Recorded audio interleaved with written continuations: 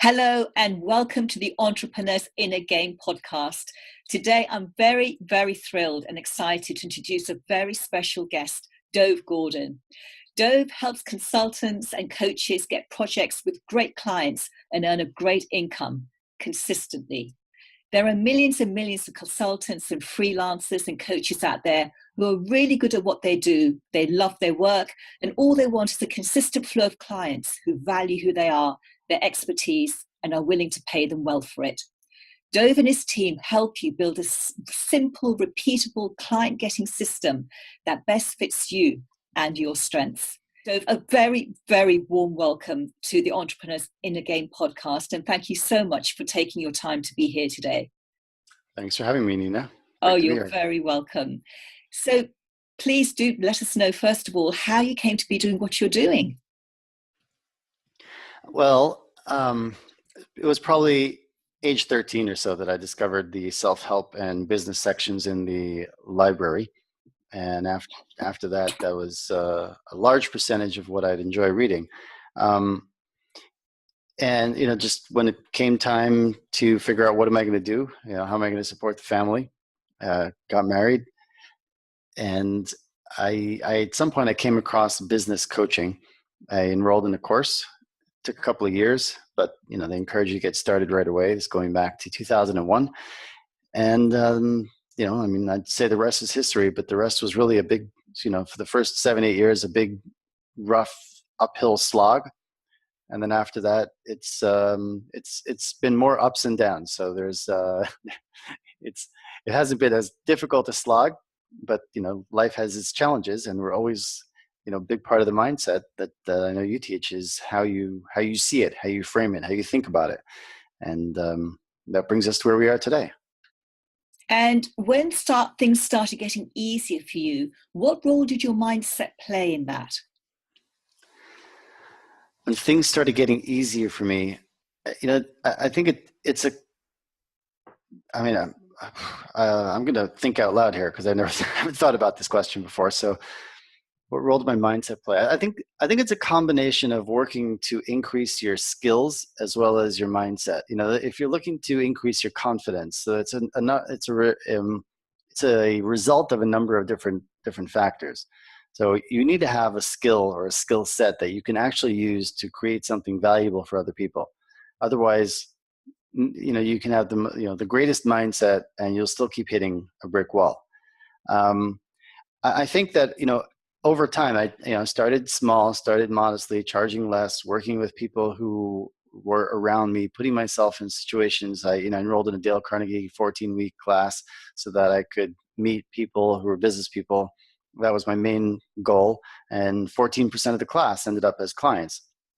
That was like I just needed to. Where can I meet some people? I came across that, and then that led to a BNI group, and slowly but surely, you move from, you got to take the next step that's in front of you. And eventually I was leading a CEO peer advisory group that was for CEOs of companies with between 10 and $150 million in sales. And I was reaching them through cold calls. So getting through to them, getting meetings, and some of them would then join my group. So what was the mindset shift? It's probably many small ones, but I had to become comfortable with asking for money. I had to become comfortable seeing myself as an equal to these people, as opposed to somebody, someone who's not as valuable, not as, more subordinate. I had to become comfortable with going after what I want, as opposed to settling for what I think I can have. That's probably the biggest mindset mistake or mistaken thinking, really, that I see. Confusing what and how. There's definitely a lot of mindset in there. There's definitely some structured thinking in there, but I see all the time we confuse what and how. We can go into that more if you want. We don't go after what we really want. We go after what we think we can have, and it's so much less. Yes, and there's a big difference between the two. There's a huge gap, isn't there? Absolutely. I mean, it's the difference between sitting down, working, and then feeling drained and feeling feeling dragooned, being pulled in many directions by other people's priorities and forces and interests and things that happen to you, versus sitting down and knowing what you're going going after it, even though you're not taking the next step, even though you don't know what the step after that is going to be. And then, but recognizing that you at least know that you will figure it out. It's not, that is a huge shift. It has been for me. It's something that I still need to work on and still do work on, but it's at a higher level. There's certain skills, whether they're physical skills or, with your hands, or mental skills like we're talking about now, or thinking skills. You can be working on them your entire life. You just want to be at a higher and higher level, up on that spiral. And there's almost, and this is certainly one of them, where you continuously challenge yourself to ask, well, what do I really want now? Like, going from this point forward, what is it that I really want? And that is a question that you'd think would be the easiest thing for people to answer, human beings to answer, but it's really one of the hardest things for people to answer. We just don't tell ourselves what we really want. We just answer what we think we can have, and it's just it's such a waste of life. And I know from the previous chat we've had that, we were talking about people reacting to things. So, we sit down at the beginning of the day and think, I'm going to get through A, B, C today. Mm-hmm. And suddenly you're reacting to emails, phone calls, something, your partner wants you to do, or whatever it is. And then the day's gone. And you think, well, I haven't got any closer to what I want to achieve. I've just been problem solving all day. Absolutely. Because you haven't made a decision about. Well, I think you have to make a clear decision as to what you want. And here's an example. I work with a lot of consultants, coaches, experts, professional service firms, and they come and they say, I've had people come and say, look, I want to be doing, $10,000 a month, $30,000 a month, $50,000 a month as a consultant, coach, expert. And then when it comes time to invest to get some help, I don't have any money, so forget it. Obviously, not everybody's like that, but there are many people like that. And I would, those people they completely misunderstand the most basic idea over here. Think about someone like Elon Musk. Elon Musk, who started, PayPal, Tesla, SpaceX, and now like these, the train, I forgot what the Hyperloop things that he's, for super fast travel. And I'm pretty sure I missed one or two things there, right? I mean, the guy, you don't wake up one morning and say, I want to send rockets to Mars. I want to have reusable rockets. And then the first question is, but how? And the answer is, well, I don't know. I mean, I know what I could do right now, a next step I could take, but I'm not sure what I'll do after that. So forget it. I'm going to go back and get a job, right? You don't wake up one day and say, I'm going to build a widget factory. I want to have the most cutting edge, innovative widget factory in North America. And then you look and you realize, it's going to cost me $20 million. You check your bank account. I've got $5,000 in the bank account. Oh, well, forget it. I guess I'm just going to have to stick with my job. You would say that person isn't serious. That person doesn't really want what they say they want. They haven't made a decision to pursue building a widget factory. It's a wish that they'll go after. It's a nice fantasy, but it's not something that they're committed to. And that's a critical mindset piece that so many people don't get. First, what, then how? First, make a decision that you're going to go after something, that you're committed to something, and then take the next small step. You will never know all the way there, all the steps you have to take. I tell my clients there are only three things you ever need to know. Number one, you need to know where you're headed. And I don't think you have to know every single detail about where you're headed. You need to have a clear idea of where you're headed. Some kind of, if we talk about flying to Mars, which I still don't understand the purpose of it, but, he does. And that's what matters. He doesn't need everybody to understand what he's doing or to agree with that it matters. And same for us. So, he doesn't necessarily know exactly how long it's going to take or how to get there, but he roughly, more or less. So you don't have to have a perfect, complete picture down to the last detail. The first thing you need to know is, what are you trying to achieve? What does the end look like? Whether it's a year from now, 5 years from now, what are you going after? What are you aiming for and why? The second thing you need to ask yourself is, get a clear picture of that. Watch yourself in a movie in that future situation, the future scenario, and ask yourself, how do I need to be as a person to naturally fit in that picture, right?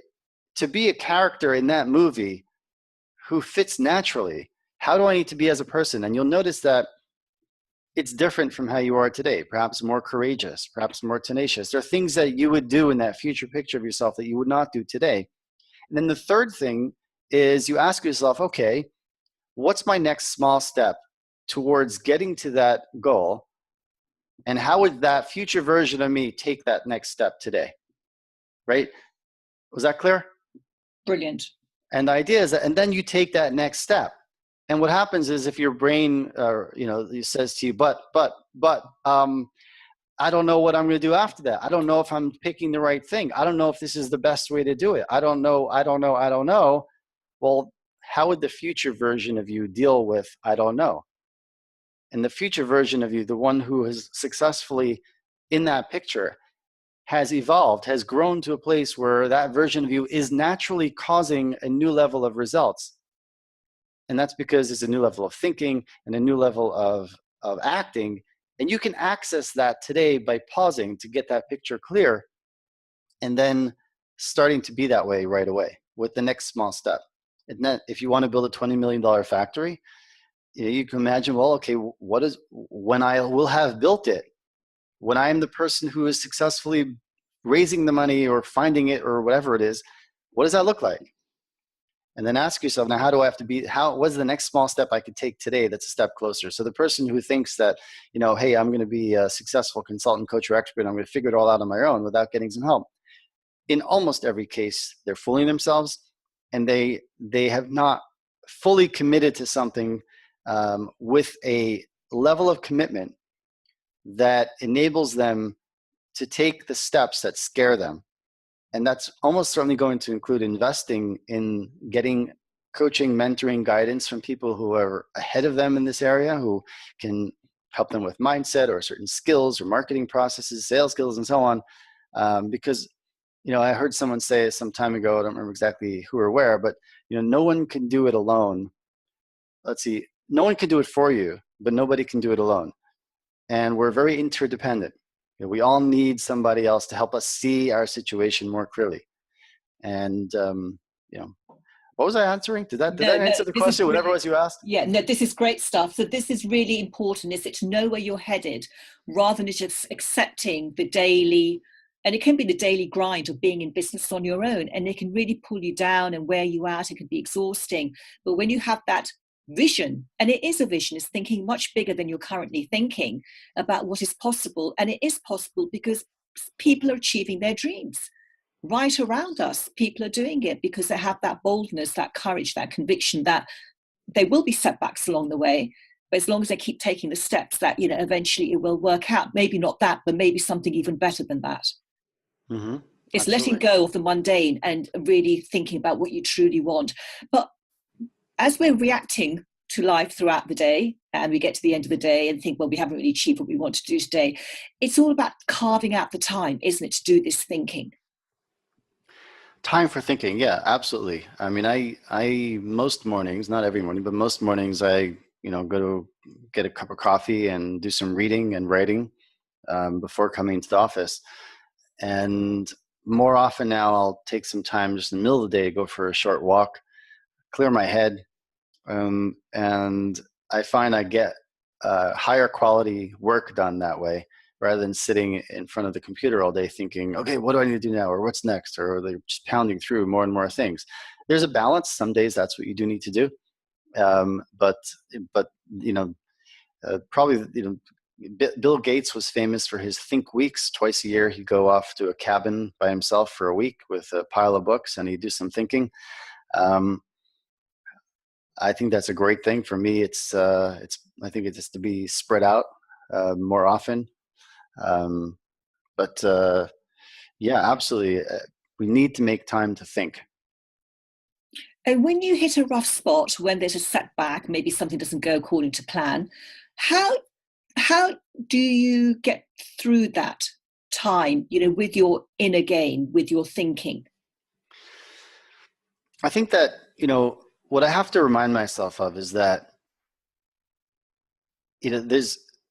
there are certain realities. I think that we get stuck when we try to, we don't live in accordance with reality. Okay, gravity is reality. Well, there are a lot of other things that are realities, just like gravity. And just as if you walk out, if you've got a 54th floor office in downtown New York City or London, wherever. Do they have buildings that tall in London? We have tall buildings. Yeah, I was in London once many years ago, just for a couple of days, and I was in a seminar most of the time. I have to go back. So they, you could walk out your window thinking that you're on ground level, and gravity doesn't care. So the idea with reality is either you leverage it or you break yourself against it. And you have to remind yourself about realities. Number one, life is difficult. And M. Scott Peck starts off his classic book with those three words: life is difficult. And then over the next few sentences, he points out how the sooner you accept that life is difficult, the easier it becomes. And that's something that, again, many of us intellectually will say, yeah, I know life is difficult. But then when something doesn't go our way, we suddenly add all sorts of meaning that isn't justified. We'll say, oh, must be me, I can't do it, all sorts of limiting beliefs, things like you deal with, like I probably don't deserve it, or I'm not good enough. And I'll just give you a plug on your podcast. You were leading me through a session yesterday, and I'm a little skeptical of some things like this, but I found it to be immensely helpful. And I'll just throw that out because Thank you. if anyone's listening to the podcast, they deserve to know, and you deserve for them to know. So we have to start with reality, remind ourselves of what's true, because if we go about our day acting as if it should be easy, when the reality is that it's difficult, we're going to break ourselves against it. And that's just one of many things. And we have a, as human beings, I think we have both an inner knowing as to where we should be headed. It doesn't mean everything is always clear, but we have a certain sense of what we want, what direction at least we should be going in. And we also have this endless capacity for self-delusion, So when you ask, well, what do you do when it gets hard? I think you have to take yourself back to a certain basic truths that you have to believe.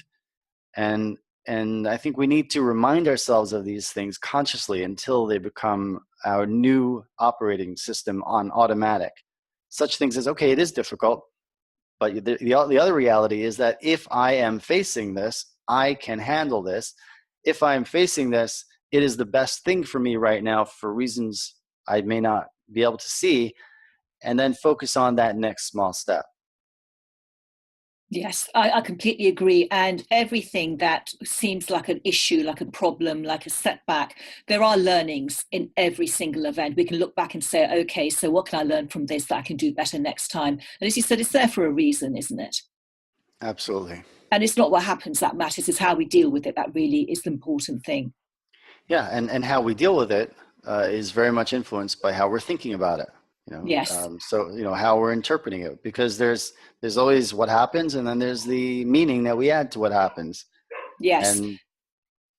Absolutely. And we never see an event as it really is, as it in the pure way that it actually is, because we're seeing it through our thinking, through our limiting beliefs, and that colors everything and how we make our decisions and everything else.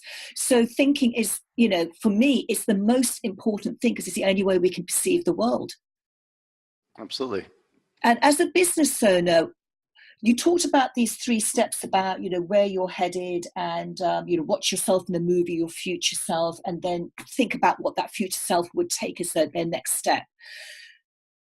What tip could you give to a business owner who's listening to this podcast, who's thinking, I don't know how I'm going to get X dollars, how I'm going to make X dollars in the next month? What would you say to them in terms of starting to generate consistent income in their business? There's a few levels I could answer that on. It just depends on who we're talking to. But if someone is in a tight spot, it sounds like that's who you're asking about, at least at first, right? Tight spot. You have to work backwards and say, okay, what is my must? What do I actually really need? Not what do I want? Because a lot of times we say, well, I need, and it's much more than we actually need. Like, what is my basic must? And then you look around, and then you have to believe that somehow, I can't see it yet, but there is an opportunity for me to make that amount of money that I must have right in front of me, and I'm not seeing it.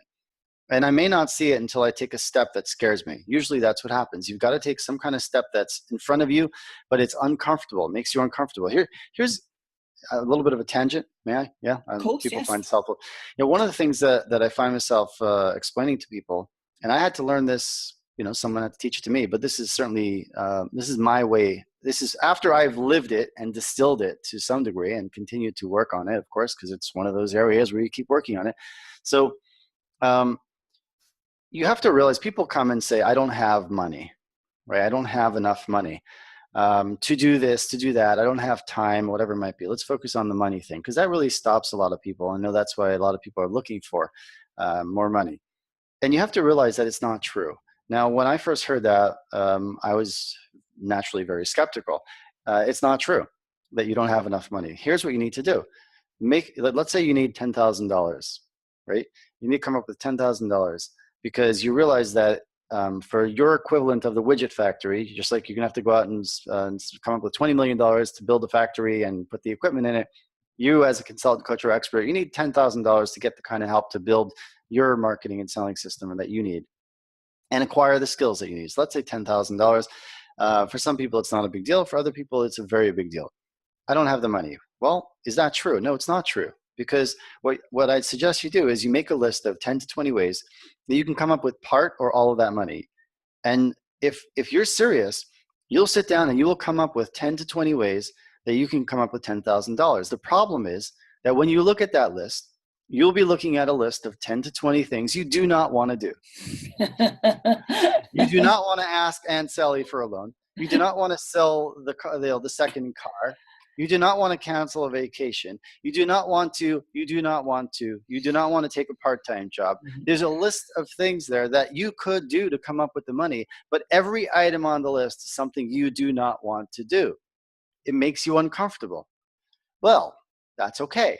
But now you start to realize that it's not that you don't have the money or can't come up with the money. It's that you're making a choice. So now you need to realize I have a choice. I am going to choose my discomfort in life. In life, you are going to be uncomfortable, very often. But you get to choose your discomfort much of the time, not always.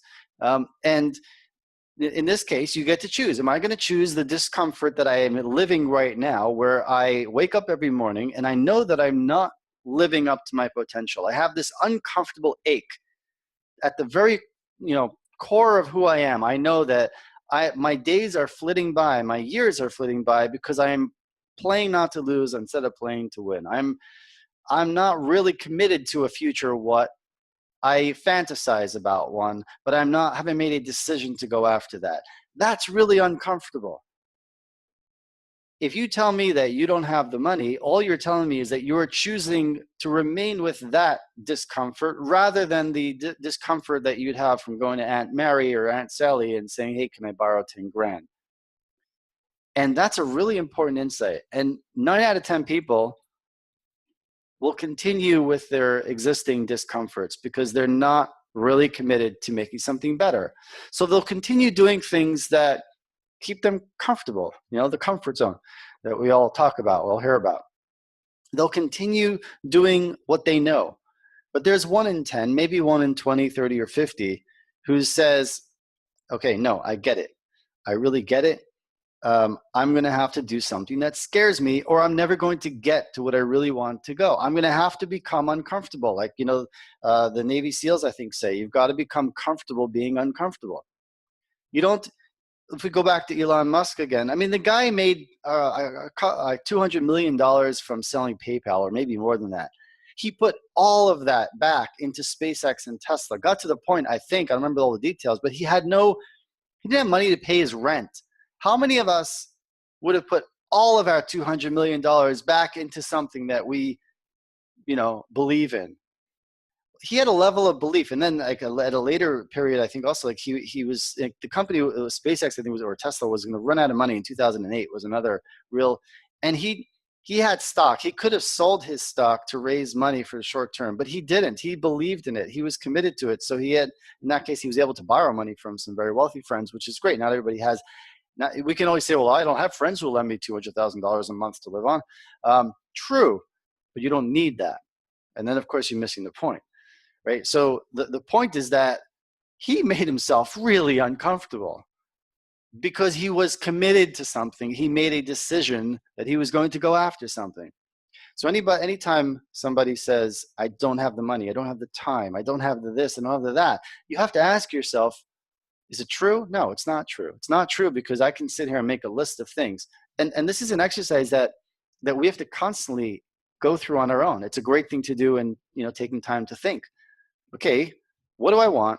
What are the reasons I tell myself I can't have it? And which, let's look at them one by one. Is that true? No. I tell myself it's true, but it's not true. Well, what could I do differently? Make a list of things I could do differently. Well, why don't I do those? Well, because each one is something I don't want to do.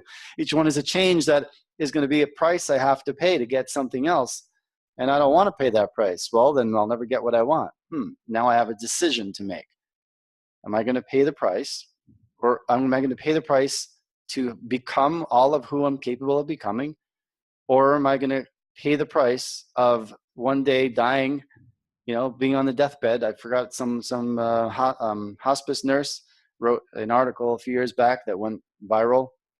5 regrets of the dying. I don't remember. I read that. It's amazing. Yeah. Everyone should. I don't remember what it is, but there's like people. Yeah. What do they regret? They regret not doing the things that scared them. Yes. I mean, think about that pain.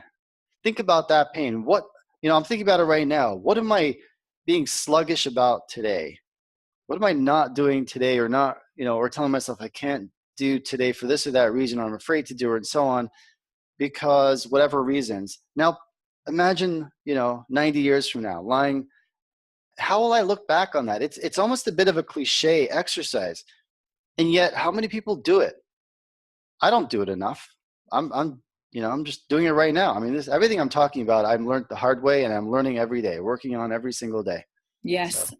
That's brilliant. And one thing you said that really stood out for me is that we have a choice. We think we're backed into a corner. We have no choice. Things are just happening to us and we have no power, but we always have power in the moment. Through a choice, we make a decision, don't we? How am I going to solve this situation? And it can become more playful when you write down a list of things you can do. It's suddenly you get your creative mind thinking, don't you? And suddenly Absolutely. You have a number of things, a number of strategies you could pursue if you wanted to. And surely at some point, the discomfort of staying where you are, the pain of it, is greater than the discomfort of taking that big step forward.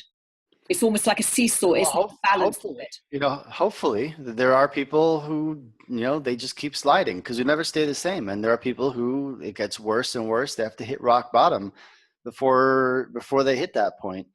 Yes. And I think, we all have some kind of level, set point or minimum level that's for us, that would be rock bottom.